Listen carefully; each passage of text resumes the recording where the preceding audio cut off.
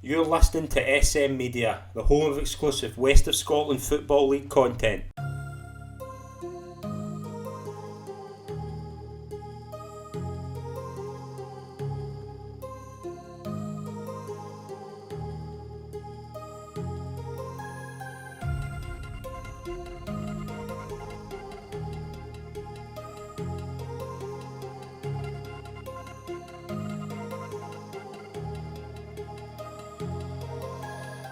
Hi, folks, and welcome to the latest episode of the SM Media West of Scotland Football Show. I'm Scott McPike. It's a pleasure, as always, to be your host, and I'm delighted to welcome my guest in this week's episode. It's a pleasure to get on the manager of Glenvale, Lewis McKim. Thanks, mate. Happy to be here. Pleasure. It's always good to talk to somebody who's sitting high at the top of the league because you always get a positive feel for the show. How you been? Good. Been a good start, but no recently. No played many games. I was going to touch Oh, on that. I was going to touch on that because I'm just looking at the league table. You're obviously in a really good run in terms of winning. I think the last five in the league, but one game since the 16th of December, 5 games since the 28th of October. It's been kind of stop start, isn't it? it's frustrating, but there's not much you can do where we live. Nah, you can't as well. What do you kind of think? How would you at the start of the season? I remember speaking to somebody. I went to watch obviously Johnson play Willetts, and there was somebody there for Glenvale. I'll not say who, just to no embarrass him. But he was saying obviously. I said, "What do you think for the season ahead?" And he said obviously vibes were good, and he's been proven right. Obviously, 16 games, 15 games, 13 wins, 62 goals, sitting top of the fourth division. If I'd said to you that at the start of the season, what would you have said? I don't think many people would have believed you, to be fair. But if I've just went for the start of the season, everything's just one game at a time, constant, and it's been good. It's worked so far. So you're not going to get judged in the first 15 games. It's the second. So it's the important bit that's coming up, really. And getting into the job and things like that, like obviously Glenvale have been there a couple of years. There was talk last season, obviously, that there was an amateur side going to be involved and things. It's been kind of tough to really assess where Glenvale are at as a club, but obviously this season you've went in. How what's the kind of vibes like at the club? What's it been like since you went in, and what is there a kind of long term plan? Are you kind of looking that far ahead, or as you say, is it one game at a time and let's just see where we go? So originally we were the amateurs that I played before, obviously. And then when we went in this year, I think they were moving more off the pitch.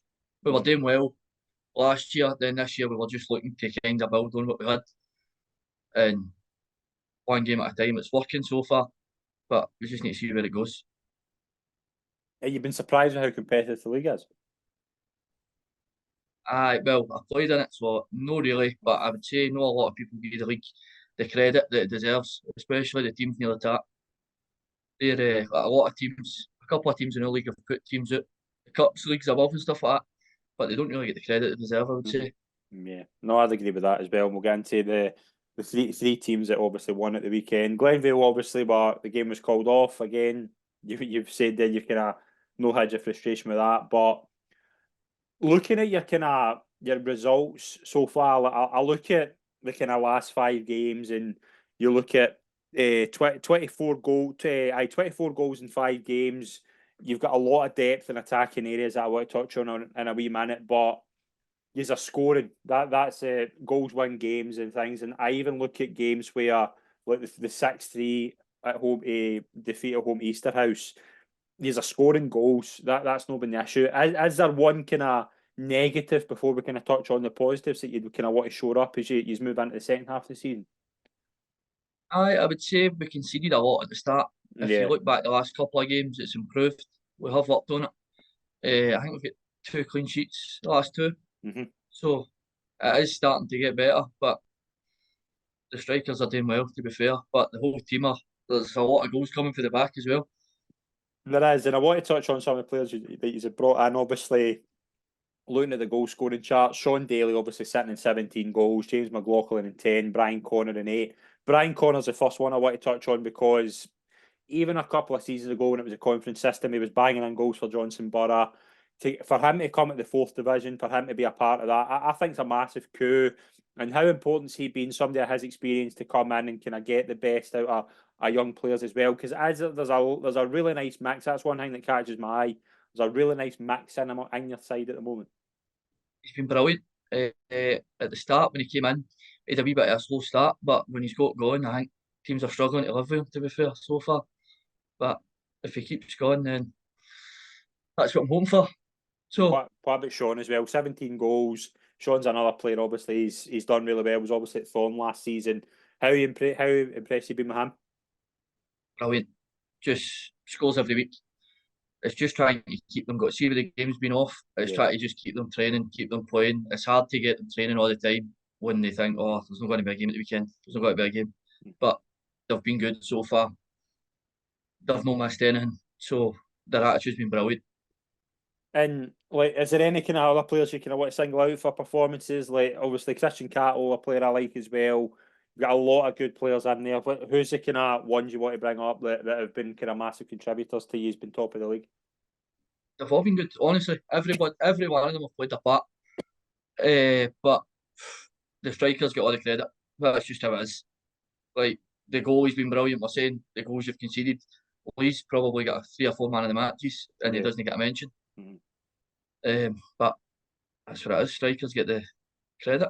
So yeah, absolutely. I'd be remiss to ask. Obviously, a brotherly connection in the West. Obviously, your brother Jamie's playing in the managing Johnson Borough. Well, we're talking off here about obviously how kind of big the job is for Jamie and how big the league is. How do you kind of look at that? Are you having kind of conversations about potentially coming up against each other in the coming years? What's your kind of thoughts? Do you kind of talk about each other's kind of jobs and things like that? Is that something that comes up? well, close relationship. Speak to each other every day. Played against them in pre-season. We don't really talk about coming up against each other and like that. But no, it's good. It helps where he can. But it's good to have him there, aye. Brilliant. Yeah, what about obviously Johnson? We'll touch on obviously the games in the first division, but in terms of the league that he's in, and obviously there's been a lot of players coming in over the summer. What do you kind of think for Johnson Bury? You've been impressed with their start? Do you think they're potentially going to be promotion contenders? How do you kind of assess Jamie? Give him a wee critique. What's his job been like that so far since he's been in? Aye, well, it's obviously pressure now. Like everybody knows what's involved. They struggled a wee bit at the start of the season, but that was always going to happen with the players that they had. Wee bit of gelling. Everybody wants, like, nobody hides it. Everybody wants them to fail. But now that they've started to pick up, they're on a good run, and I don't see why they can't go up. It doesn't hide that that's where he wants to go. Yeah. But it doesn't really get. It's all they've got all the money. They've got this. Nobody mentions the last couple of years where they didn't have the money. They were the league above where we are now when they went. But now they've got the money and everybody wants them to fail. Yeah, absolutely. And obviously a big signing for you. Jack Carr came in as well, but I'm really impressed with that signing. How important do you think he's going to be? Massive. I knew he hadn't been playing for November, December, Yeah. and he wanted to get back into it. As soon as I knew, I was trying to push it really. He'll be massive for us in the next couple of months. Yeah, no, I'm excited to see obviously him coming in. I think it's going to be a big signing. But let's move on to the action over the weekend. We didn't have as many games as we usually do. Obviously, Storm Isha has kind of kibossed a lot of stuff as well as the snow and the rain. But we did get some games. We get 15 games across the 5 leagues, and we're going to analyse them. Lewis, we'll start with the Premier Division. Big game at Cumnock 1, Clydebank 1. I think if you want analysis of this game, I think all you need to do is look on Twitter, or as it's now on X, because the referee has been getting a lot of criticism. Now, we're not going to come on and criticise the referee. What we are going to do, though, is talk about just the kind of importance of this result, because Clydebank, obviously, Pollock and Darvel obviously have made points up on them. Is it Clydebank will look at that as 2 points drop, even Cumnock going to 9 men as well? I seen that coming up, missed a late penalty as well. But Clydebank have been flying all season, so they'll definitely be seeing that as 2 points dropped. But good point for Cumnock. Unfortunate not to get 3 with a penalty. So did you see any of the drama on Twitter? I seen one of the tackles saying I think the Cumnock boy gets sent off, and they were moaning saying it should have been the other way. But I've not seen it in video. I've only seen a picture. I've seen a video of it, and I just think it is one of those, like, you can't send one off. Do you know what I mean? You can't pick that somebody's in the wrong there. It's one of those both come together. How can you send one off and not the other? But again, I think this is the problem with social media, and as I say, social media is a great tool for the West of Scotland, but this is generating drama where maybe 10 years ago this wouldn't have been a thing. So, is it a good thing? Is it a bad thing? Does it put the referee under a lot of pressure as well? I think it's a difficult one. Again, I'm looking at more from a football point of view. Clydebank will look at that as 2 points dropped, and I think Cumnock, if you'd said to Murdy when it went to 9 men, you'll get a point out of this, I think he'd have ripped your hand off. Aye, definitely. Absolutely. Let's move into Largs 1, Pollock 3. I said last week on the show that Pollock's form seems to pick up away from home, and I think I'm proving right again. 1-3-1 away to Largs. Adam Ford with a double. I wouldn't write Pollock off just yet in terms of getting results. They've got a lot of games coming up in terms of, like, as I say, away from home.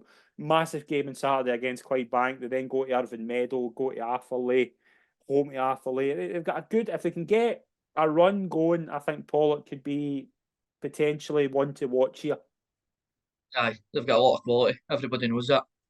I think Dan Christie scored the other one, is that right? Yeah, he did, yeah.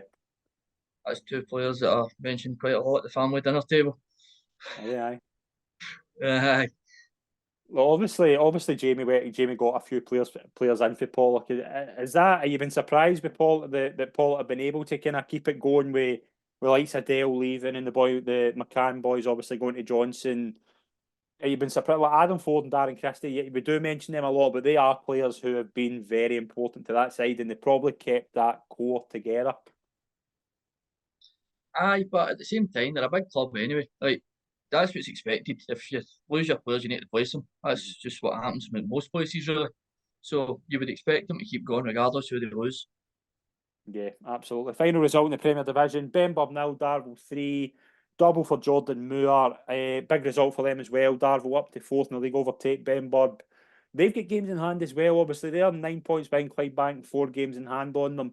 Again, Darvel, all they need, if they get a run, I'm looking at this league table, right, and I'm not beating the drum just yet, but you do have a lot of football still to play. And Clydebank have got the points on the board, and they've obviously played more games, but St Cadoc's, B, Darvel, Pollock, if they all are able to keep wins going, and it's no, do you know what I mean? It's going to be really, really exciting if these teams can maintain it.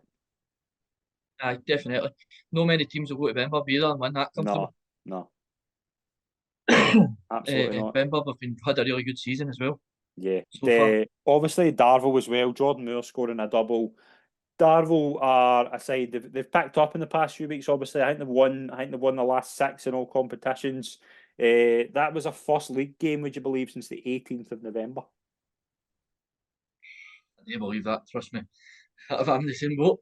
But it is true though. Like, you look at it and go, right, Darvel, they've not really, do you know what I mean? They've not really been as good as they thought they would be. They've only played 14 games, and do you know what I mean? They've won 8. They've won more than half their games, scored 30 goals. They've got I think Jordan Moore again. That's what Jordan Moore was brought in to do. He's brought in to score goals in games like that. He's been very, very good at it. I think it's actually, a lot of people will talk about his price tag, but when you actually look at it, I think he's sitting on 12 goals for the season. Again, he's sitting well out in front in terms of Darvel scoring charts. To have somebody like him who can come up in a game like that, I think he's going to be massive in the second half of the season. As long as your striker's scoring, that's all you can ask, I think. 100%.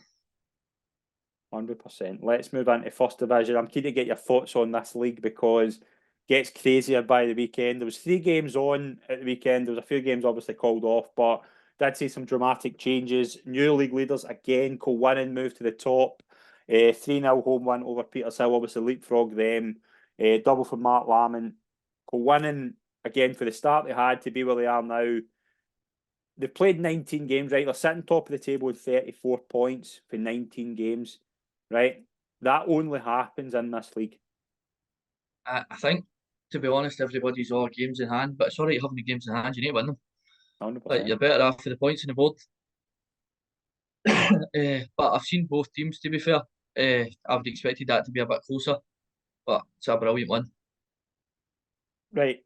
Obviously, Blantyre as well. Blantyre move up to levelling points. Levelling points with Petersill with that result. They won 2-1 away to Rutherglen. Scott Jarvie and Sam Archibald with the goals. Blantyre, we've said a lot on this podcast, and I think we'll say the same again. They just go about their business so well in terms of they're no flashy. They don't get a big write up in terms of other sides in the league that have obviously got the funds there, and they've obviously got kind of big players that have played at a high level.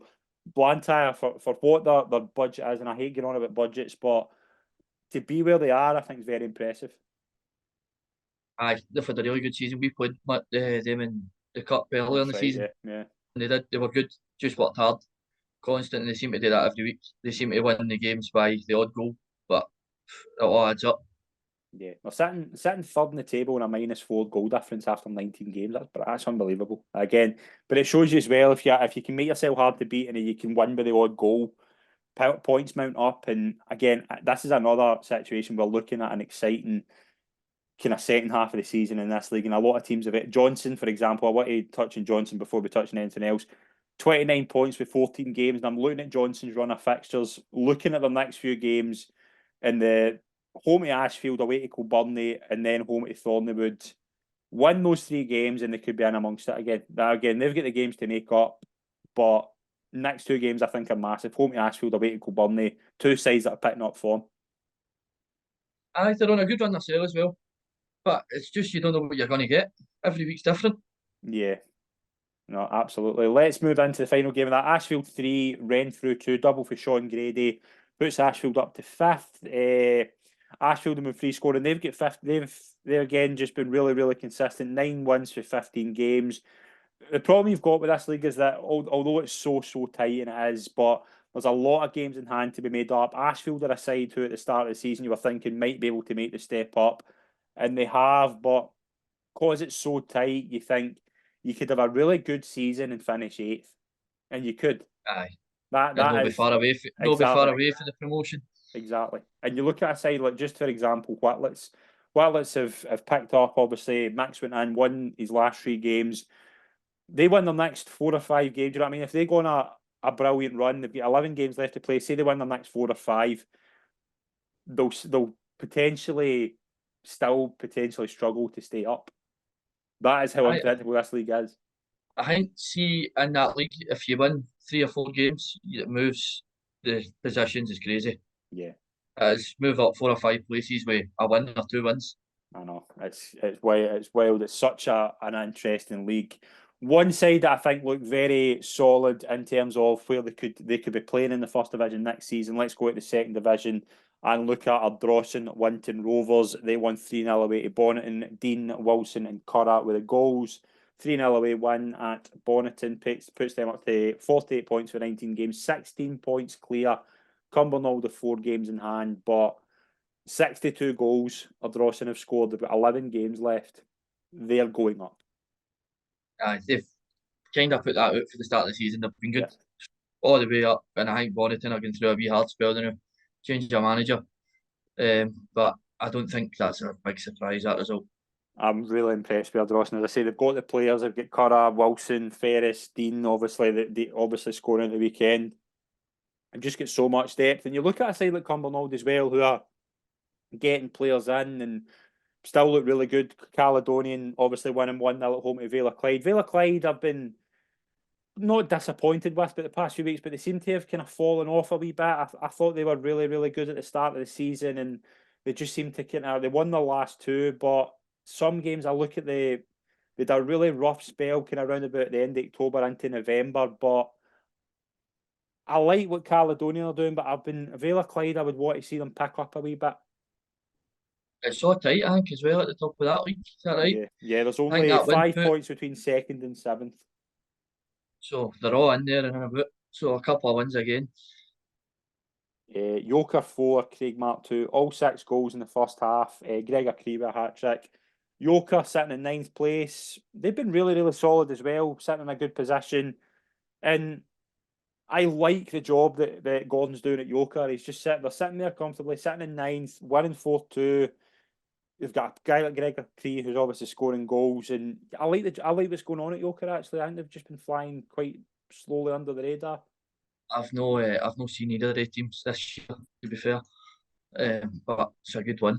That is that. It's a good first half anyway. That is that. I think your money's worth. Probably not as good second half, but I think the game was probably just so impressive first half to see 6 goals, but I think the second half would maybe have been less of a spectacle. Third division, Finnart are new leaders at the top. They won 3-0 away to Ardeer. Dajnovic with a double and Peters with a goal. Finnart have been in a really good run as of late, and they're another side that have just been getting wins in the board and another really tight league, the third division. Finnart have if you get that run going, you're going to be up there. It's not an easy place to go either. Ardee have got a good support down there. A lot of you guys, and the surface isn't the best either. So that's a good win. No, absolutely. I would take that all day long if I was Finnart. Lanark 1-2-1 away to Kilsyth. Lanark up to fourth in the table. What played 15 games, 27 points. And Lanark on our side as well. Darrell was on a few weeks ago and they were really solid. I seen they were 1-0 down as well, I think. Yeah, they were, yeah. So they'll be happy with that. Another good one. Yeah, absolutely. And impressive win for Vale of Leven. They're up to third. 5-1 home win over West Park. Greg Thackeray with a double. Vale of Leven on our side, we don't really mention them a lot, but they're sitting third, and so many sides in that third division that can play a part with Vale of Leven. Again, are very, very hard to beat. I think they've always been the same down there. Mm-hmm. A hard place to go, but that is as well convincing. Absolutely. Fourth division, we'll get into the 3 games. We'll start with Giffnock. They're up to third.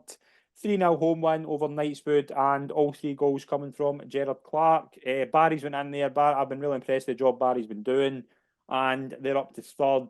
They've got 19 games. They've 37 points. They can score goals as well. Similar to yourself, I look at Glenvale with 62 goals, Thorn with 62, Giffnock with 65, East Kilbride with 65. The one thing that jumps out to me is they've got a lot of depth in their forward areas.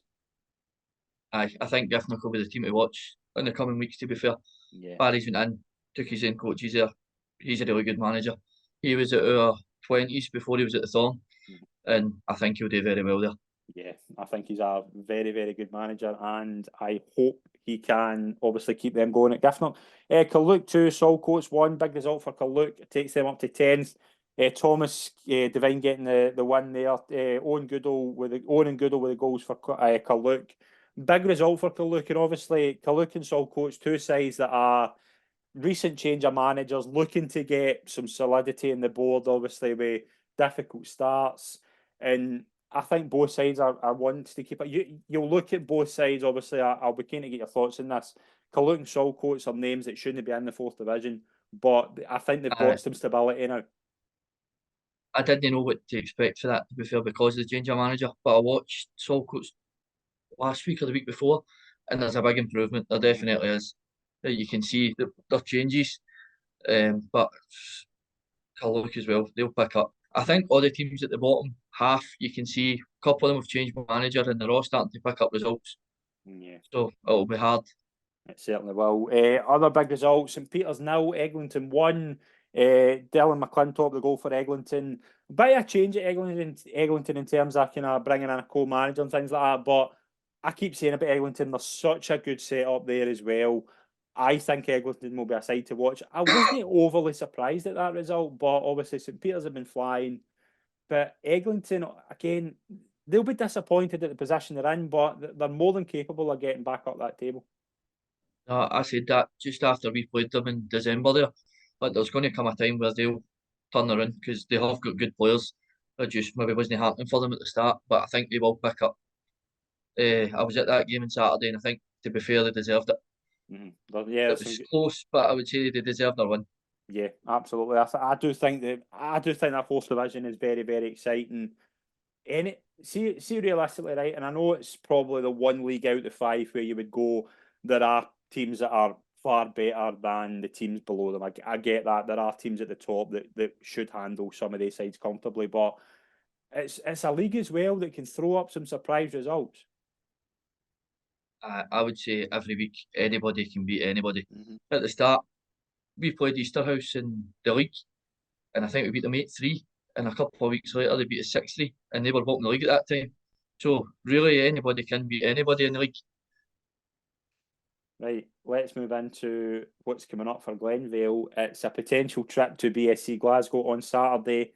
That would be a big, big game for you. Obviously, you're just wanting it on, aren't you? You're just hoping that it can get on. Aye. Really, every game is massive for us, but we're just one game at a time, looking to go.